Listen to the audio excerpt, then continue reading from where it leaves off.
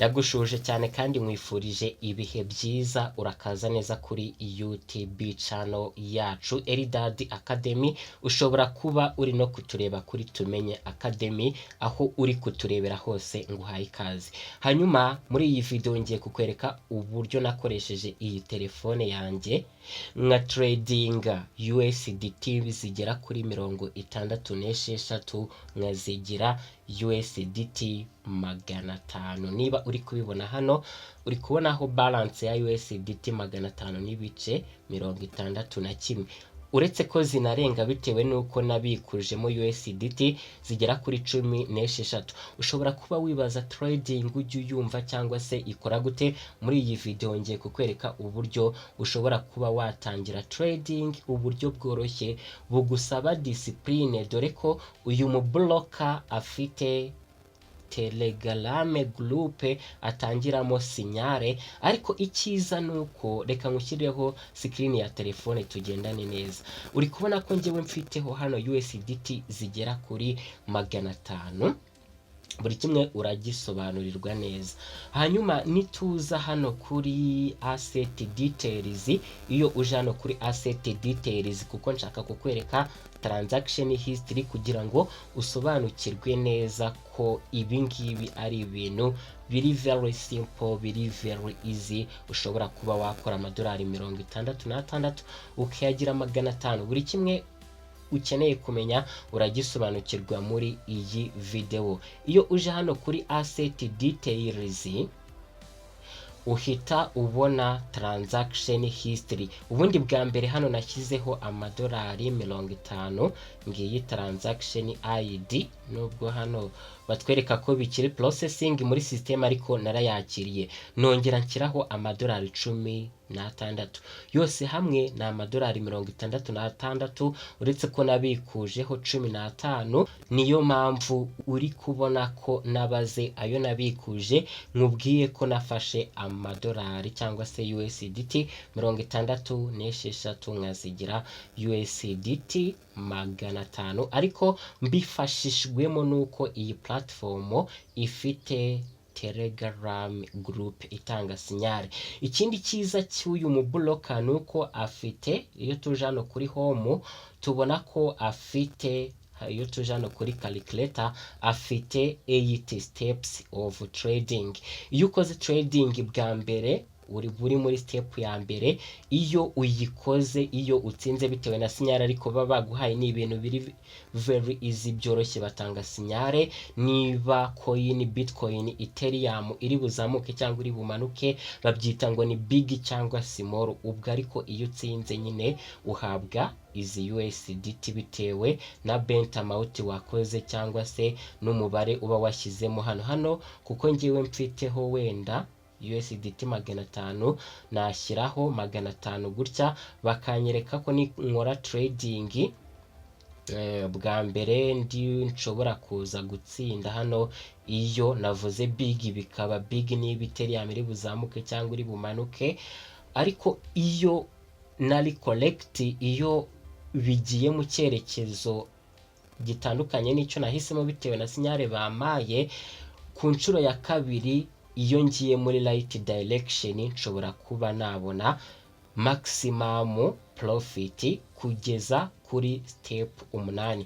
Birumvikana ko nicyo kintu cyiza cy'iyi platform, kandi byose ntabwo bigusaba kubyiga cyangwa ubumenyi buhambaye. Ahubwo ikintu cya mbere ugomba gukora iyo uje hano kuri mine nyine, uba ugomba kuza hano kuri top up. Iyo ukoze kuri top up bakwereka uburyo ushobora gukora deposit, cyangwa se ukaba waza hano ukandikamo manually niba ari nk'amadolari 75, kandi uri kubona hano na mubare uhari uyandikamo hano manually, ugahita uza hano hasi kuri top up. Iyo ukoze kuri top up bakwereka iyi deposit address, ukayikorera copy, ukagenda ukoherezaho exact amount, ukaza ukibuka kwa uploading screenshot igaragaza transaction ID. Icyo gihe uhita ubona balance yawe ifite asset woherejeho. Hanyuma gukora trading ni gute? Turaza hano Okay, wenda turaza kureba n'uburyo bwo kubikuza. Ni ukuza hano kuri withdraw, iyo ari ubwa mbere bagusaba kubanza kubayindinga wallet address yawe ya TRC20 USDT. ushobora kujya kuri Binance cyangwa kuri wallet yawe ukajya kuri receive, ukaza ugapastingamo hano iyo receiving address, ukareba verification code babohereje kuri email wakoresheje wiyandikisha. nk'uko twabibonye kwiyandikisha ubwo nabyo ntago twabibonye, ariko kwiyandikisha rero reka nze nabyo mbikwereke uburyo ari ibintu byoroshye cyane. Kwiyandikisha ubundi iyo ukoresheje link natanze ugera kuri iyi page, uraza hano ugashyiramo email address yawe, hano bahita bohereza OTP cyangwa se verification code muri Gmail, ukagenda ukayireba ugashyiramo password. hano haba hari referral code, uba ugomba kutayihindura ugahita ukora kuri sign up. Njyewe reka ndoginge in muri account yanjye, ubundi mu by'ukuri turebe uko tugiye gukora trading live, tukareba uko bimeze. Tugiye kuza hano kuri kano kantu, okay. Ariko uba ugomba kuba waje kuri calculator, sinzi niba muri calculator bikira uko mbishaka. Mwaza hano kuri, ubwo tugiye gutradinga BTC, turashyiramo 500 kuko ariyo balance mfite nshaka gukoresha kugira ngo byihute. Nkasubira inyuma, mwaza hano kuri BTC 28, hanyuma uri kubona ko uba ugomba gutegereza aya masegonda time to draw. icyo gihe hari Telegram group ndibuze kuguha link yayo, ariyo yiyi, aho batanga sinyare buri munota. Hanyuma tugiye gutegereza sinyare bari buduhe ni iyihe, ubundi tugende dukore kuri big cyangwa small. Tukona ko hano bari batanze big, rero nawe uba ugomba kuza hano, okay, ukaza ugahitamo big. uri kubona hano hari big, small, ndetse ukibuka no kureba ibikubo bakubwiye niba ari 2.5 more x. gusa reka turebe iyi sinyare bashobora kuba batanze, niba bayitanze. Na sinyare baratanga. uri kubona ko hano nyine batanga aya masegonda, iyo arangiye nibwo baba batanze sigino. uhita ubibona hano sinyare batanze. uri kubona ko saa 10:24 ni iyi batubwiye ko ari small, ukareba n'igikubo odi ya 39x. uri kubona ko mu by'ukuri nshobora kuza hano nkashyiraho like this one, ubundi nkahita nza kuri big. batubwiye small, okay. uba ugomba kumva neza batubwiye small, nkahita nza kuri trade, nkakora kuri confirm. baratubwira ngo purchase success, okay. turategereza hano baba batanze amasegonda cyangwa se shoot down, ubundi exactly turebe. That is very simple, very easy, you can do it without any more beyond skills.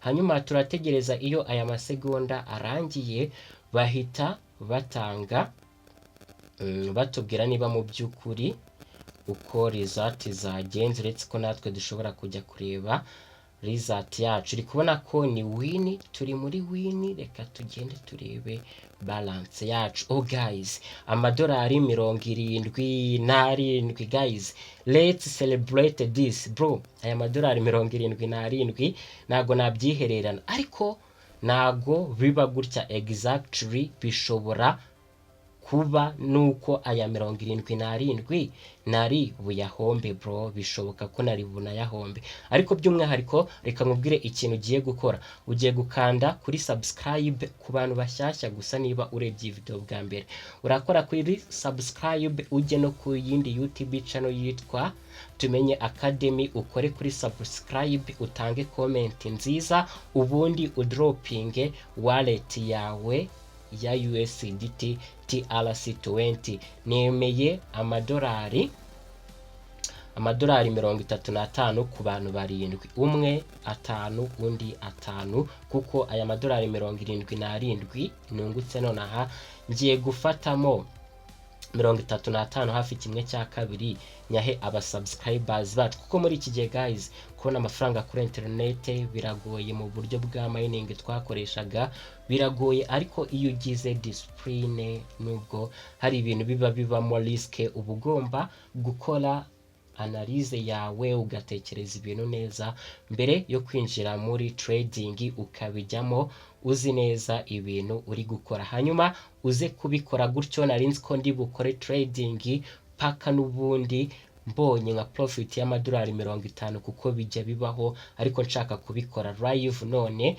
kubwa sinyare imwe uri kubona ko ibintu bigenze neza, kandi niyo wenda nza gutsindwa tuza closinga nari kwinjira muri step ya kabiri kugeza ubwo nari kurangiza step 8 n'ubundi namaze kubona profit. Niryo banga, wenda nzakora n'izindi video niba uri interested ushaka kwimenyereza trading, ko wenda nshobora kuba nabigusobanurira one on one, kuko akenshi nkunze kwibanda kuri Pi Network, ibintu biri free bidafite risk. Buriya niba ukunda amakuru ya Pi Network ukore kuri subscribe. Mwifurije ibihe byiza, tubonane mu bindi biganiro, ndagukunda cyane, bye bye.